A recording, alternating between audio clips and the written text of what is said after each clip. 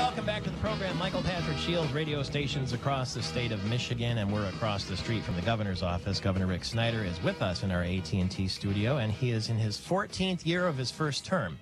By my math, because you work in dog years, right? That's correct. The dog year thing works well, too, Michael Patrick. It really does. Because when I started running for office, when I finally took office, I said we had to get 4 years' worth of work done in the first 6 months. Mm-hmm. And I think we hit that benchmark. But the thing is 6 months wasn't good enough. There's a lot more to do. So I said, how do we keep this going? So I stepped back and looked and got Doogie at home, Dugan, our dog. That's that right. And I said 7-1. So that's close enough. So actually, it's kind of cool. For like the bridge walks each year, we have dog year T-shirts or sweatshirts. And it fits the whole theme. It's funny because when you think about President Obama, and he was quoted as saying, if I don't get something done, this is going to be a one-term proposition. You put 4 years into what did you say? 6 months. 6 months, and then you added on some more. Yeah, well, it's the right thing to do. Yeah. It's part of reinvention. So, again, that's the energy level, too. Does it bother you a little? Well, energy level. I'm glad you said that, because Rich Studley from the Michigan Chamber was in that chair about a week ago, and he said that he went to the office one day, inspired by you, and he tried this relentless positive action thing. Yeah. And he said at 7 o'clock that night he fell over in bed exhausted, and then he told you he doesn't know where you get the energy for it. Oh, what else is more important than helping people? I mean, it really is, if you stop and think about it. It's like this is an honor. This is an opportunity to give to the people of Michigan. And there are term limits. There are terms and term limits. So it's a limited amount of time. And shouldn't you go all out to do it? You are. And speaking of that, too, when you talk about taking the office, I see President Obama and his campaign now talking an awful lot about what they inherited and how it's going to take longer than they thought. We need more years. Do you find it a little bit unseemly to hear the President of the United States still, 4 years later, talking about what he inherited? Because I don't hear you talk about what you inherited after 8 years of Governor Granholm. No, I don't view that as relevant. And again, I'm not here to blame or give credit or do any of that. I'm just here to do my job. So it's basically the way I look at it is I talk about the facts when I came in, that we had a lot of challenges. But in terms of how we got there or who did it, that doesn't matter, does it? Well, this is what I hear from your staff. You don't want anybody to talk about blame or credit. Right. But if you run for re-election, that's what you'll have to do. You'll have to talk about what you're taking credit for, I would think, in the campaign. Would that make you uncomfortable? I don't think I'll be doing that. No? No, to be open with you, because the way I view it is hopefully our citizens, our customers, my customers, are going to look and say, Michigan's got good stuff going. And wouldn't it be good to have the same team that help make sure we are having this good stuff going, just keep going. The comeback. And continue on that path. And also, it's not about what I did in the past. That is an issue I have in much of the political world.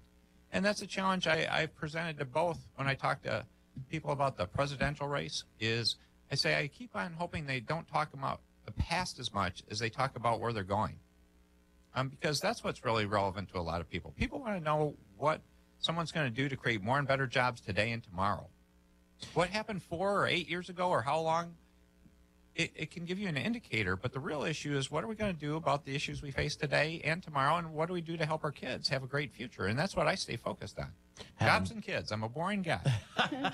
One tough nerd. Having said that, tonight, I suppose you'll be disappointed probably when you watch the debate because from what I hear, the president's going to talk about Bain Capital with Mitt Romney. He's going to talk about the auto industry.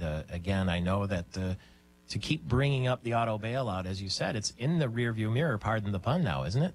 Yeah, it absolutely is. And I've actually had that discussion with a number of national press people. I did a bond trip to New York last week about our bond ratings. And so I did a number of national press things. And I finally, as they bring up the auto bailout, and everyone did, I sort of stopped them each time and I said, did you know the only people that ask me about the auto bailout are national press people? I said, you make it as this big Michigan issue. But as a practical matter, I said, I do town halls all across Michigan. I'm out talking to my customers all the time. And I said, I can't recall someone raising their hand and asking me about the auto bailout in the last year. It's not what's on the minds of our customers or citizens. So I say when people are campaigning, I think you really should be talking about more and better jobs today. What are you going to do about the situation we have of still having too much unemployment? And that the auto bailout, it got done, it's over with, it worked. We should be happy with that. But let's talk about how we're going to make sure the auto companies continue to do well and we continue to create more jobs for everyone around the country. and our state. I'm told in your office that when you're faced with a question, the only thing you want to know is what's the right thing to do and how do we measure it? Yeah. What do you mean by that? Well, that's just common sense. A lot of times people make this too complicated. This is fairly straightforward. What are the facts? What are the alternatives? What's the best recommendation? What's the right thing to do? And how do you measure it to make sure you're doing it well and get it done? The measuring is the tricky part, though. The measuring is a challenge, and that's something we're still working on. We've got a lot of good measurements in place, but one of the problems you have are there's two aspects of that. One is a lot of the measurements we have on our dashboards lag by a year or two, simply because of the way the data is collected.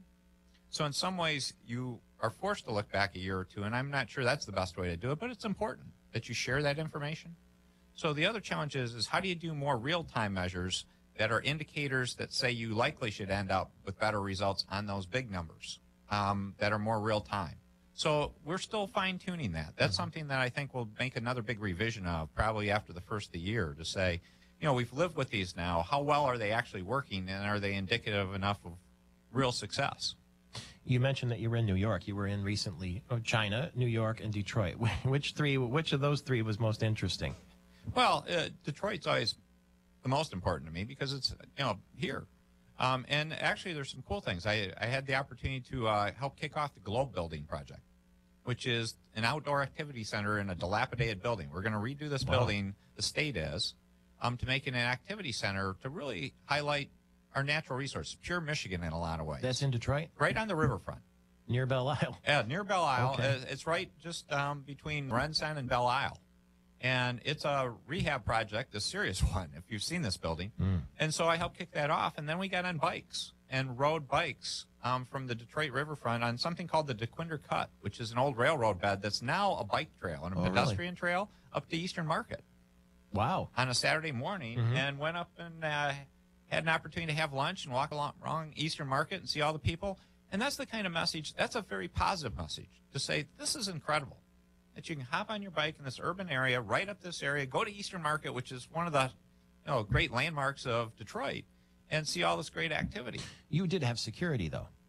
Yeah, but it was like there was no challenges. I mean, people do it on a regular basis. I was talking to the bike trails people that it was really interesting. One of the people I was riding with, I said, how do you like riding around Detroit? And he goes, it's one of the best cities in the country. He goes, I ride all over the country. He goes, I love riding in Detroit. And he goes, I have my own little routes. And I said, well, have you done your mobile phone app so you can download your routes so everybody can see what you think are the best routes? He said, I haven't gotten that far yet, but I'm going to. Leave it to the one tough nerd to bring technology into bicycling. Well, it's great, because it'd be great if you had your little mobile app to say, okay, this is where I go. How about when you roll into New York and you're a governor? Do you 21 for lunch or something like that and live it up a little bit? No, we do a lot of meetings. That's the way I am. I love booking things up because you got to use your time efficiently. So we go pretty flat out. And the bond meetings went very well. You don't get a lot of direct feedback, but from their questions, we've made tremendous progress in Michigan. We're the comeback state. When we get back, we'll hear more about that comeback from Governor Rick Snyder. It's Michael Patrick Shiels. You can hear the interview again, podcasted at mibigshow.com, and we're glad you're with us wherever you're listening in the state of Michigan.